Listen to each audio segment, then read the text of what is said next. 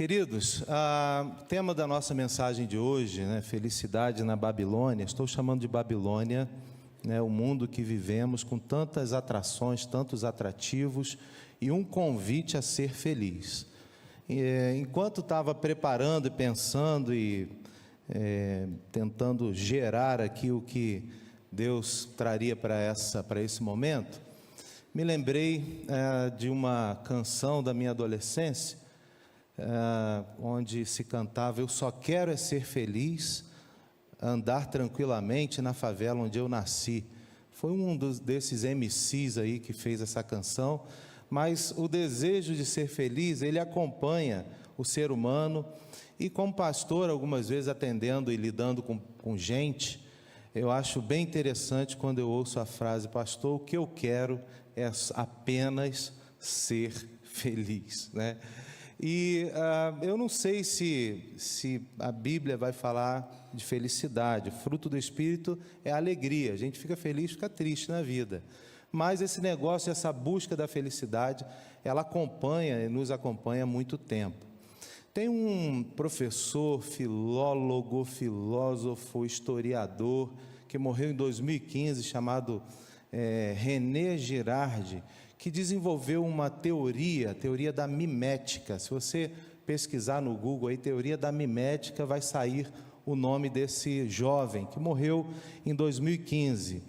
Ele desenvolveu a teoria da mimética e ele fez um estudo interessante, chamado o desejo mimético. Vou tentar explicar aqui com as minhas palavras, mas o que Girardi foi buscar é tentar responder por que nós somos, por que os seres humanos são tão violentos, por que somos violentos.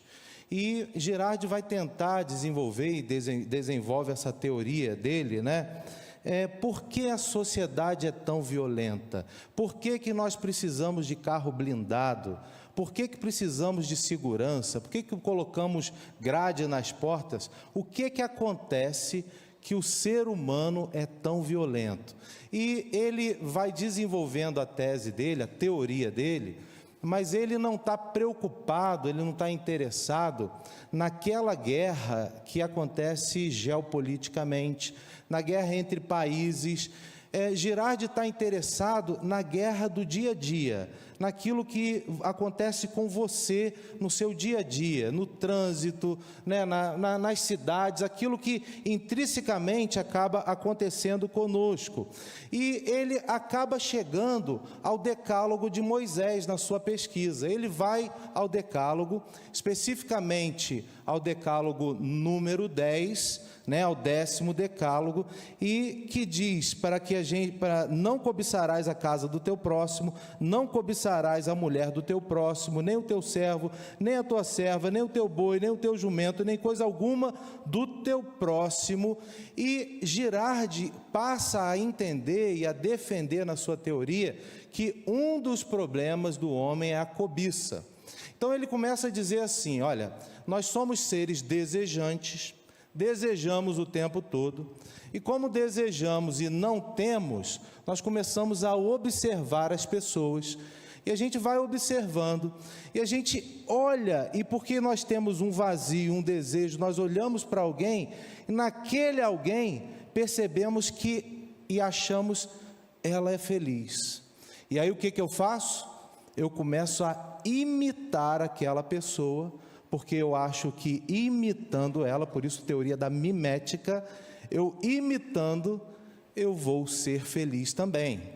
Então, como não tem sandália havaiana para todo mundo no Brasil, a Gisele lá famosa, tem a Gisele aqui, tem a Gisele famosa, né? Ela bota a sandália lá no pé, não dá para todo mundo, e aí aquela sandália fica cara, aquilo gera uma competição, fica todo mundo achando que colocar aquela sandália é felicidade. Não tem iPhone 15 Pro Max para todo mundo, mas está lá o jogador com o iPhone Pro Max 15, já está no 15, né? E aí ele aparece, aí você olha e aquilo gera uma competição. Então a cobiça, né, aquilo vai dando na pessoa um desejo de chegar lá. E ele vai desenvolvendo essa teoria e vai acreditando que isso, esse ambiente de competição, gera violência no ser humano. Ele vai cada vez ficando mais violento, né? E o texto que eu quero ler com vocês é um texto que fala, né, a respeito desse problema, que já foi escrito há mais de 2000 anos atrás. Então você abre a sua Bíblia em Tiago capítulo 4, eu quero ler o texto aqui, eu vou ler do 1 ao 10, tá? Vou ler do 1 ao 10, porque eu quero colocar aqui algumas coisas a mais, se eu conseguir, com a ajuda de Deus, né, dentro daquilo que a gente vai falar nessa noite, né? Vamos aplicar a palavra de Deus a nossa vida, né? Então, nós temos uma fome que não sabemos o que é, vamos imitando, segundo Girardi, mas olha o que a Bíblia vai falar disso, né? Capítulo 4, já posso ler? De onde vêm as guerras e contendas que há entre vocês? Não vêm das paixões que guerreiam dentro de vocês? Vocês cobiçam e não as têm, matam e invejam, mas não conseguem obter o que desejam. Vocês vivem a lutar e a fazer guerra. Não têm porque não pedem, quando pedem não recebem, pois pedem por motivos errados para gastarem seus prazeres. Versículo 4. Adúlteros, vocês não sabem que a amizade com o mundo é inimizade com Deus? Quem quer ser amigo do mundo faz-se inimigo de Deus. Ou vocês acham que é sem razão que a Escritura diz que o Espírito que Ele fez habitar em nós tem fortes ciúmes?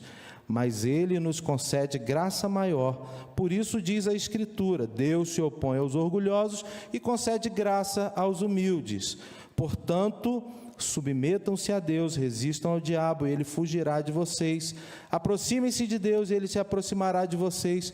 Pecadores, limpem as mãos, e vocês que têm a mente dividida, purifiquem o coração. Entristeçam-se, lamentem-se e chorem. Troquem o riso por lamento e a alegria por tristeza. E o versículo 10, eu queria que nós falássemos juntos. Humilhem-se diante do Senhor e Ele os exaltará. Podemos falar de novo? Humilhem-se diante do Senhor e Ele os exaltará. Queridos, um texto escrito há 2000 anos vai falar desse problema que o ser humano tem, guerra, contenda que existe dentro dele. Vai falar aqui alguns princípios, né? E a gente vai observando e vai lendo, e o livro de Tiago, a epístola de Tiago, ela é uma epístola muito prática. Tiago, ele colocou, deve ser coisa assim de Tiago, sabe? Todo Tiago é mais ou menos prático, né? Ana Flávia sempre diz que eu sou muito prático, mas eu tenho a tendência em ser alguém que eu olho algo e eu tento fazer com que aquilo seja prático, né? E eu posso dizer que 50%, meio a meio aqui, teoria e praticidade na epístola de Tiago, que está escrevendo a quem? Aos judeus que foram dispersos pelo mundo. E aí olha que interessante, eles foram dispersos pelo mundo, ele está escrevendo essa epístola para esses irmãos, e ele está dizendo, eles já foram dispersos por problema, mas o problema interno deles continua, eles não se livraram do problema apenas saindo dali de onde estavam. Então, ele está dizendo e está colocando aqui e está fazendo algumas colocações muito interessantes. Tiago vai falar, por exemplo, do problema de se julgar com muita rapidez. Tiago vai falar do problema da língua. Tiago vai falar do problema de fazer acepção de pessoas.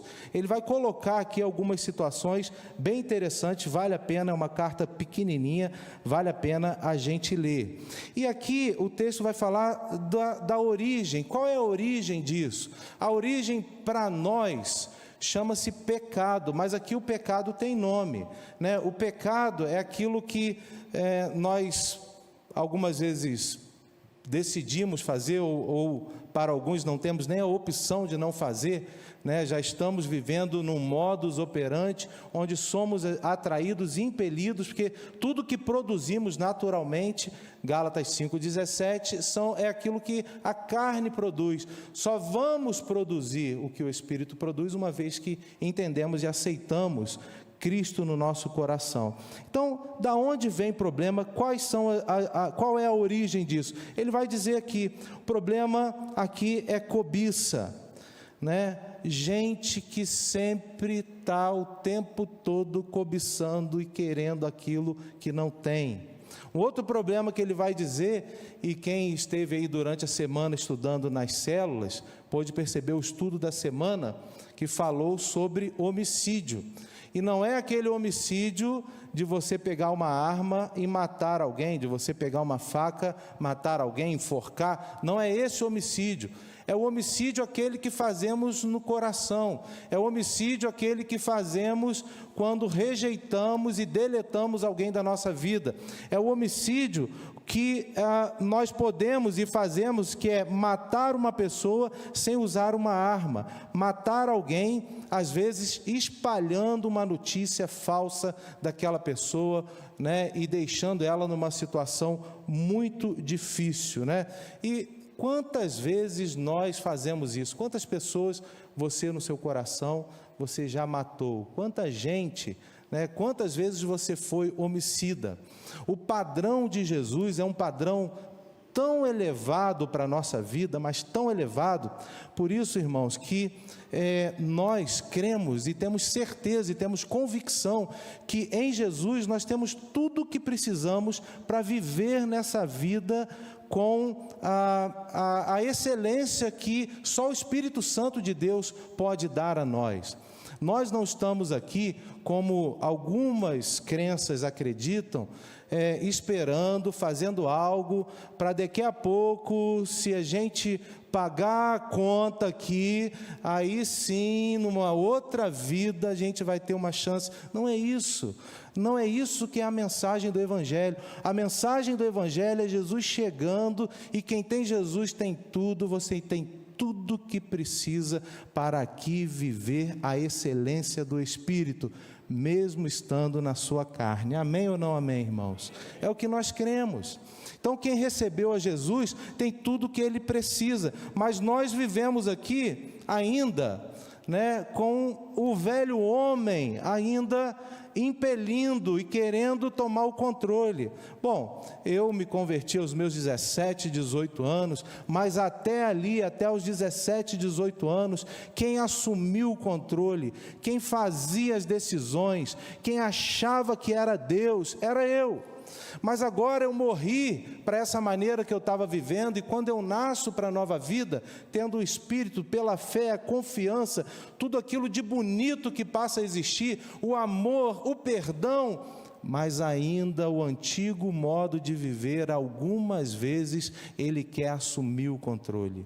E é isso que Tiago aqui está fazendo, orientando esses nossos irmãos judeus convertidos que estão espalhados pelo mundo, né? O problema da cobiça, o problema da inveja, e aqui não é nem a primeira vez que a epístola trata desse problema, o problema de quem fica triste porque vê o outro tendo algo que você não tem, né? Inveja é algo terrível, corrói a gente. E aí, inveja, cobiça vai causar um problema ainda maior. Sabe qual é o problema maior? O texto vai dizer a esses irmãos judeus convertidos que quem vive assim tem um problema maior. A mancha no coração faz com que Deus não responda às nossas orações. Olha como que isso é sério. Olha como que isso é algo profundo. A mancha no coração, quem vive com guerra interior, cobiça, inveja, Deus não responde à oração. E aí eu encontrei um texto que eu havia até me esquecido, mas pesquisando sobre outro momento assim, 1 Pedro, capítulo 3, o verso 7, eu quero convidar os homens para lerem comigo esse texto. Vamos, homens, ler esse texto juntos. Vamos juntos? Do mesmo modo, vocês, maridos, sejam sábios no convívio com suas mulheres e tratem-nas com honra, como parte mais frágil e co-herdeiras do dom da graça da vida, de forma que não sejam interrompidas as suas orações. Olha que interessante, viu, homens? Está tratando mal sua esposa? Você não vai ter oração respondida, viu? Né? Olha como que isso é algo para Deus, pelo qual a gente precisa dar atenção. Às vezes a gente está na vida, está reclamando, ou está orando menos ou mais, ou não está na guerra. A gente às vezes não tem a percepção de como essas questões da nossa carne magoam, mancham o nosso coração e atrapalham o nosso relacionamento com Deus, atrapalham o nosso convívio com Deus. E não é isso que Deus quer? A maneira que Jesus disse que a gente seria reconhecido é quando nós nos amássemos. E como que ama num ambiente de competição? Como que ama num ambiente de inveja? Como que ama num ambiente onde as pessoas estão muito mais querendo ter um desejo à flor da pele e chateada porque o outro tem, do que num ambiente de cooperação, num ambiente onde a gente pode ser a gente mesmo, num ambiente de satisfação, num ambiente não de falta, mas num ambiente de abundância. A falta, ela dói tanto na gente, problema do pecado, a falta dói tanto na gente, que muitas vezes nós vamos para o relacionamento com Deus, e nós vamos também na falta. Nós vamos nos relacionar com Deus, e ao invés de nós partirmos da abundância, de tudo que Ele já tem para nós, nós continuamos partindo e tendo relacionamento com Deus da falta. E aí estamos com Deus ali, sempre reclamando e pedindo, ao invés de chegar para o Senhor e dizer: Deus, eu te agradeço, porque eu já tenho tudo o que eu preciso. Fala isso comigo, fala assim: Deus, eu te agradeço, porque eu já tenho tudo o que eu preciso. Eu tenho a Cristo. Quem tem Jesus tem tudo. Quem tem Jesus não tem falta de nada. Isso não traz para você assim um sossego, não traz uma paz, não traz algo assim que só a presença de Jesus pode trazer. Mas Tiago está aqui orientando na sua epístola aos nossos irmãos judeus espalhados pelo mundo, sobre esse problema, né? E ele está dizendo aqui: olha, vocês por conta disso acabam tendo alguns problemas.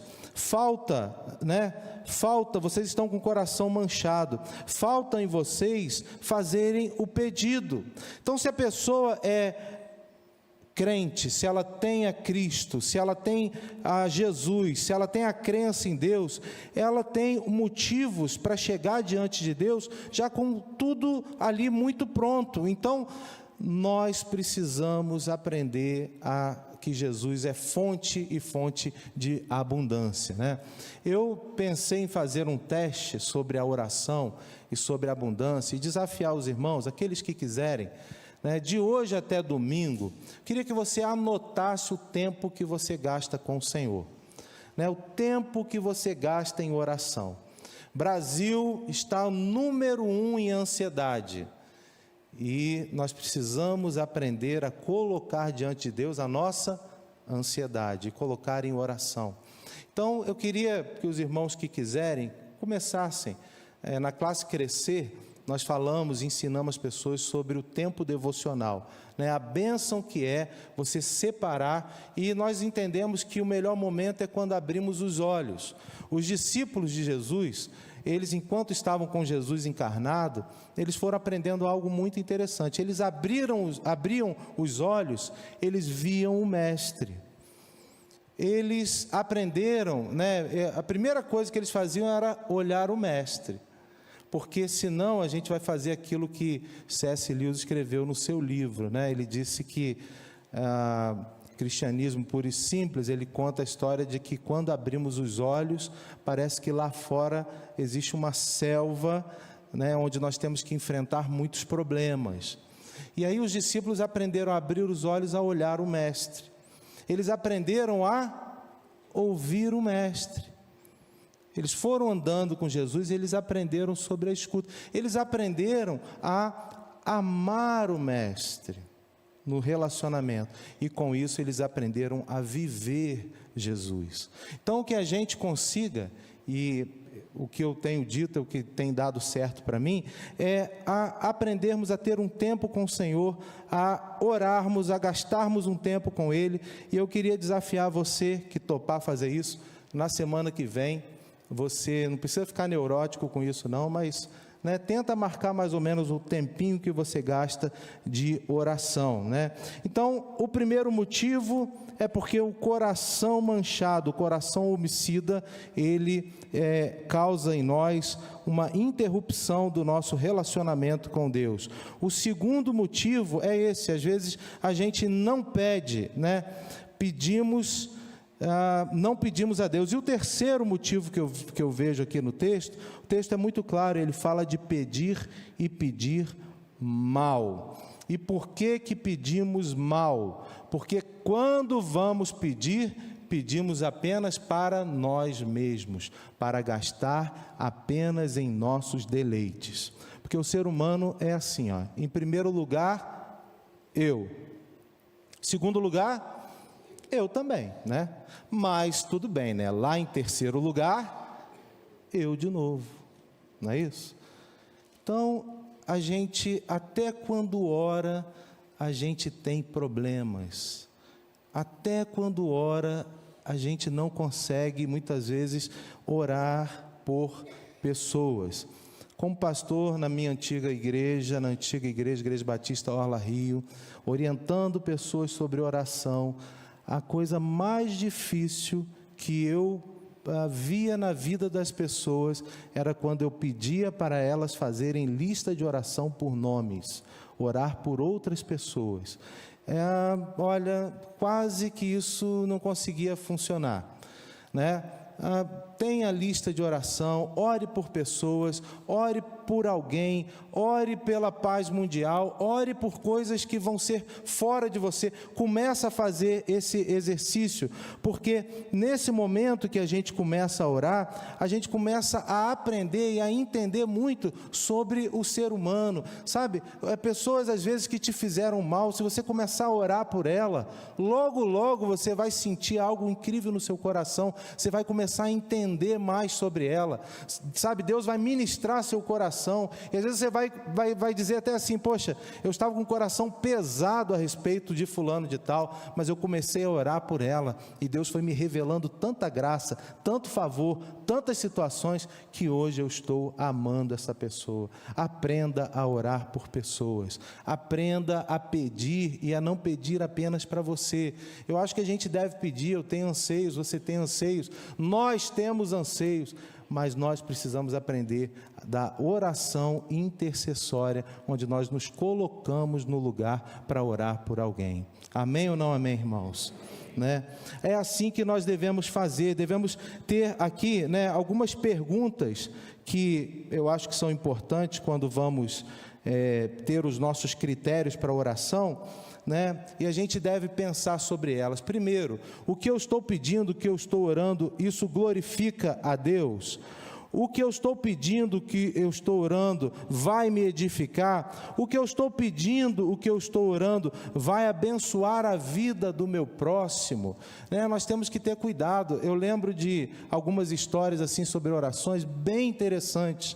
Eu nunca vou me esquecer. Estava fazendo discipulado com um jovem, lá no Rio de Janeiro. Ele tinha um negócio ali em Vila Isabel, e uma vez na semana eu ia lá até o lugar dele, nós orávamos juntos, estudávamos a Bíblia, e ele estava muito frustrado porque a empresa dele tinha perdido uma licitação no hospital grande, e aquilo implicava em ele ter praticamente um grande lucro que ele tinha ali, vinha daquela empresa. E aí, numa outra semana, passado um mês, eu ia semanalmente lá fazendo isso com ele.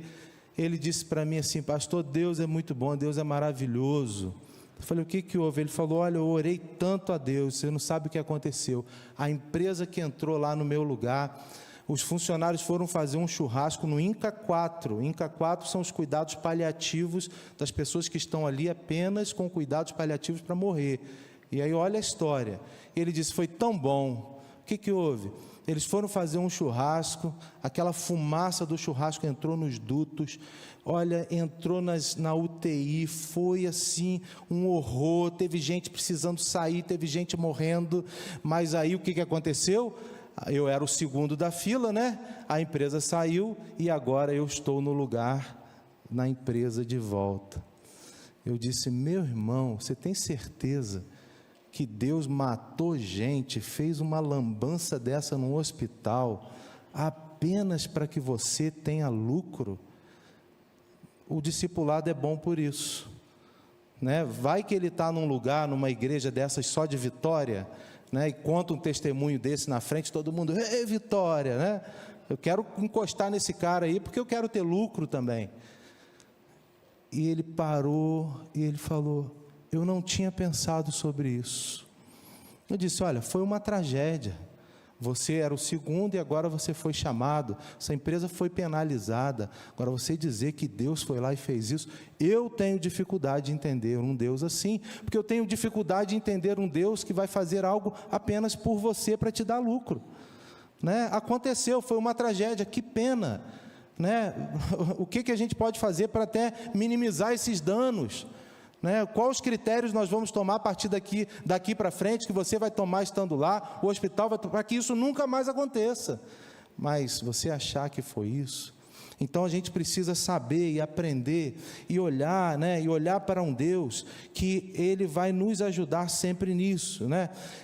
Deus não vai fazer algo, irmãos, apenas para que você seja lá o comigo, ninguém pode, né? Quem desenvolveu a tese do ego satisfeito o tempo todo foi Lúcifer. Quem acha, né? Jesus na tentação, Jesus estava com fome. E ali durante a tentação, o diabo o tentou dizendo, você não é filho de Deus? Se és filho de Deus, faz o quê? E aí Jesus responde, nem só de pão viverá o homem. Jesus passou por situações que nós passamos. Depois ele tenta seduzir Jesus com poder, né? Tudo isso te darei, se prostrado me adorares. Jesus também responde para ele que não é dessa forma, né? E Jesus não estava interessado em ter aquilo tudo. Então, nas nossas orações, naquilo que fazemos, o problema que temos da nossa insatisfação, ele só vai ser resolvido em Jesus Cristo. Ele só vai ser resolvido quando nós, pela fé, conseguirmos colocar o nosso coração em Jesus. E aqui o que a epístola de Tiago está fazendo é colocando para esses nossos irmãos espalhados pelo mundo justamente isso, né? E aí eu quero ler aqui o versículo 10, porque a gente quero pensar sobre isso aqui que está relatado aqui, para falar um pouco, os irmãos, sobre essa questão de humilhar-se diante de Deus, né? O versículo 10, humilhem-se diante do Senhor, e Ele os exaltará, né? E aqui a gente vai vendo que, queridos, ou nós somos amigos de Deus, ou nós somos inimigos dEle.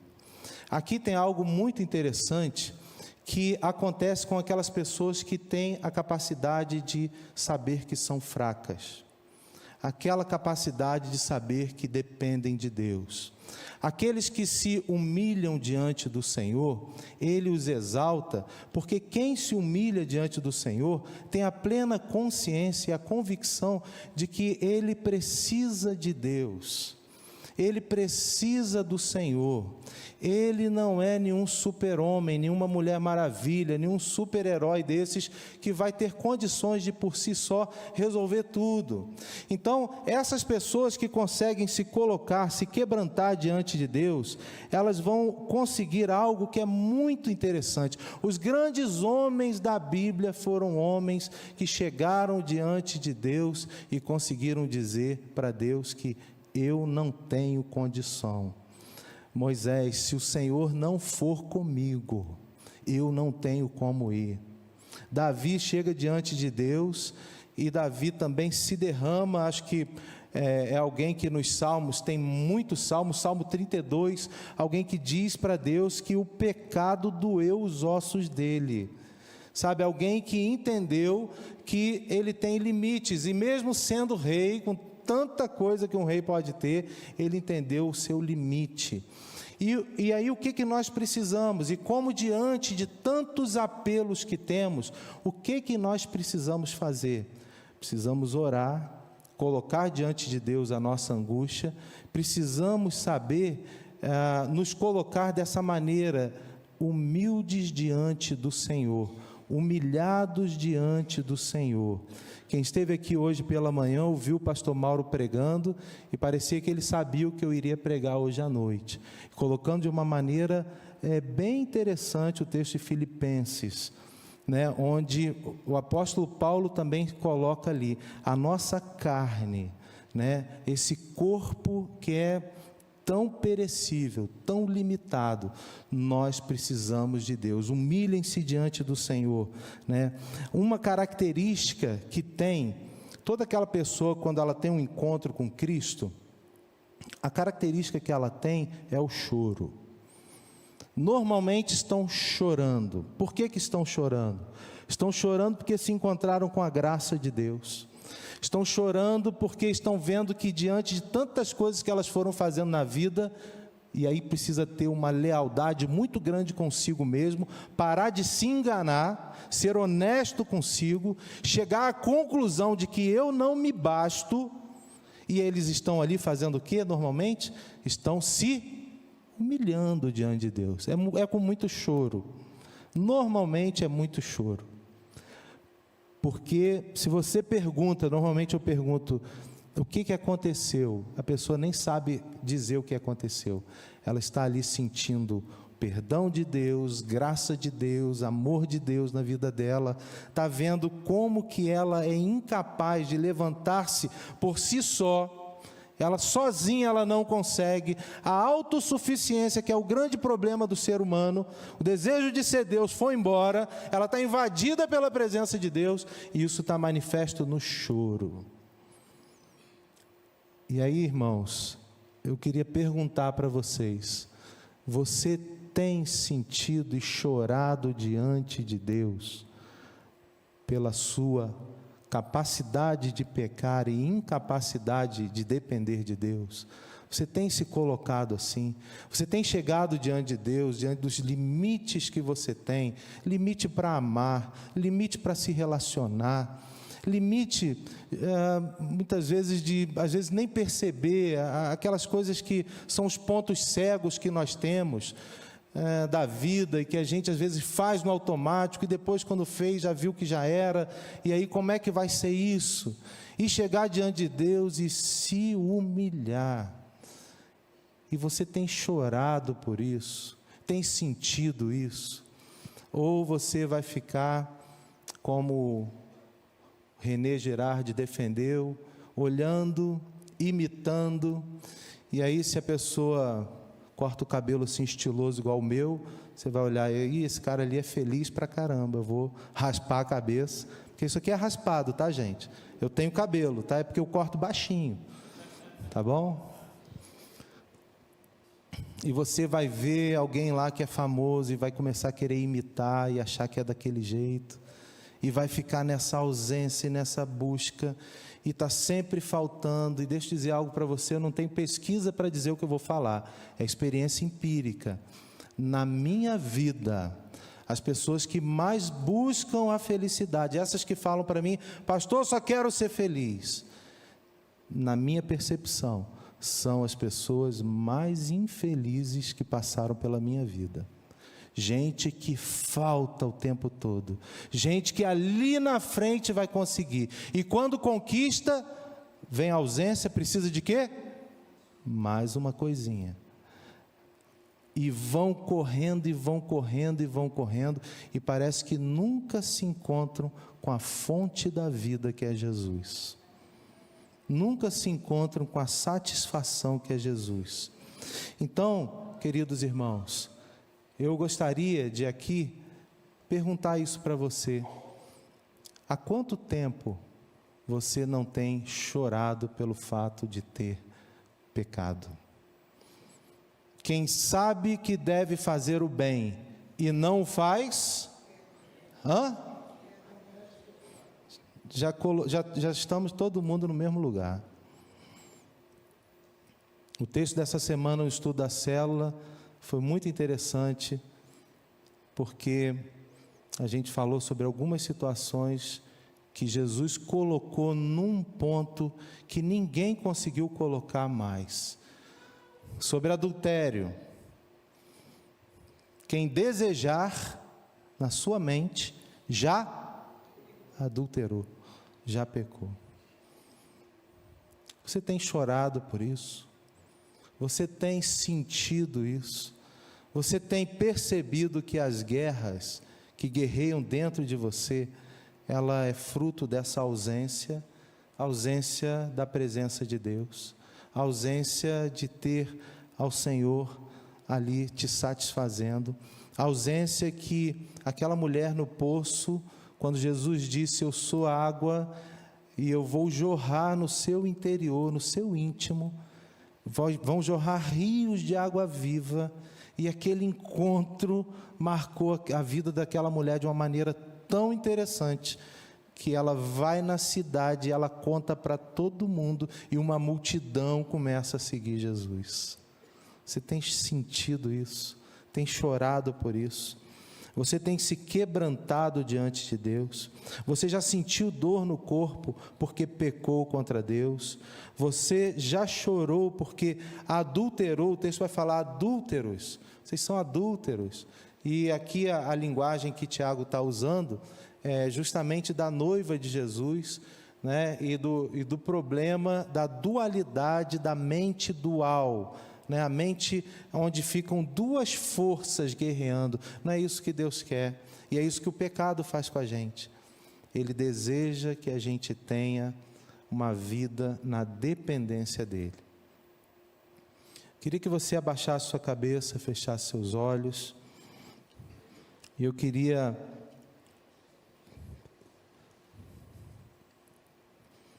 nesse momento convidar você a limpar as suas mãos, limpar o coração, limpar a sua mente, a pedir a Deus, a se quebrantar diante do Senhor,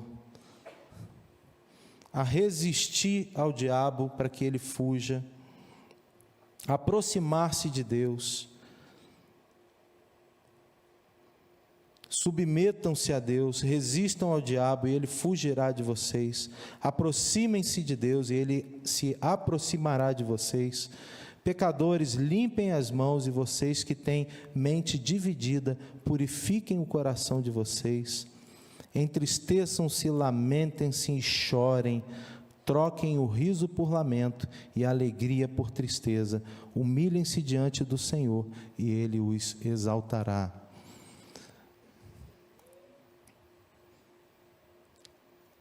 Você no seu íntimo não precisa levantar a sua mão, mas aí você percebe, entende a necessidade que você tem de Jesus, a necessidade que você tem de olhar para o Senhor e pedir ao Senhor: Senhor, tenha misericórdia de mim.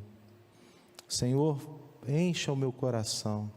Senhor, faz tempo que eu não choro pelo pecado, faz tempo em que eu não sinto a dor, e como é terrível a separação. Jesus, quando Lázaro morreu, Jesus chorou ali, e um dos motivos pelo qual Jesus chorou foi por perceber e ver o pecado, ver a separação, ver a dor. E eu acho, irmãos, que a gente precisa, diante de Deus, chorar por isso. Teologia se faz com choro, sim. Colocar diante de Deus a nossa limitação. Colocar diante de Deus que nós não conseguimos ir além daquilo que a nossa carne vai, além da onde os nossos limites da nossa mente vai. E pedir a Deus e se aproximar dele e receber dele tudo que a gente precisa. E o apelo que eu estou fazendo hoje aqui é um apelo para quem deseja humilhar-se diante do Senhor, chorar e se lamentar diante do Senhor, pedir a Deus que aquete essa guerra interior que é provocada pela cobiça, pela ganância, ou seja, pelo pecado, pela ausência de Deus.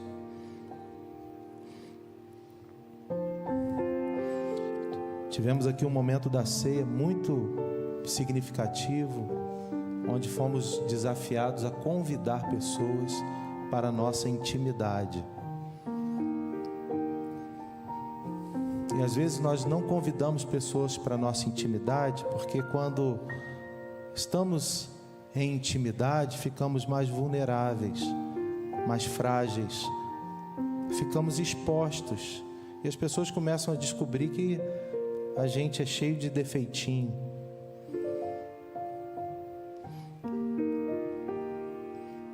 Mas eu gostaria muito que você orasse a Deus e que perdesse isso e dissesse: Senhor, eu quero ter intimidade com o Senhor. Eu posso ter intimidade cristã com meu irmão.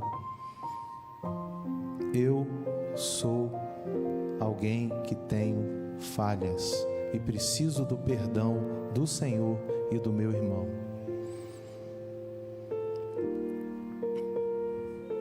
Jesus, que bom que o Senhor habita em mim. Que bom que toda a vida cristã que eu ainda vou viver já habita em mim. Vivo não mais eu, mas Cristo vive em mim. E a vida que eu vivo na carne, eu vivo pela fé. Jesus, eu tenho certeza que eu não posso, mas o Senhor pode. Eu não faço, mas o Senhor faz. Eu não tenho, mas o Senhor tem. Eu não sou, mas o Senhor é. Por isso eu oro em teu nome, Jesus. Amém.